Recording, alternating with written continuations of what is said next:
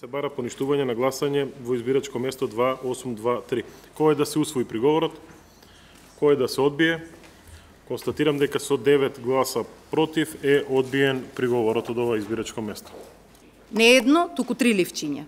Тоа е доволен основ Државната изборна комисија да постапи, дали по приговор, дали по службена должност, да го поништи гласањето и да не дозволи и ова да помине незабележено и несанкционирано. Бидејќи, ако продолжиме онака како што работиме досега, мислам дека испраќаме лоша порака, за разлика од минатата година, кога инсистиравме за совесно, одговорно, педантно работење на избирачките одбори и овде со денови ги државме да дават изјави и да испраќаме порака дека нема Државната изборна комисија да остави неказнето некој ако не го спроведува изборниот законник од страна на изборните органи.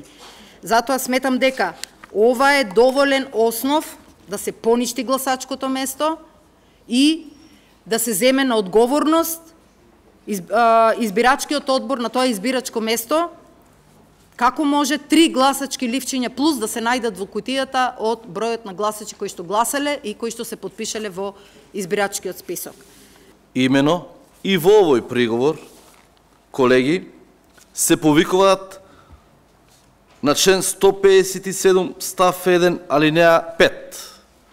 Член 157, ве молам погледнете, е избори за замена на членови на советите.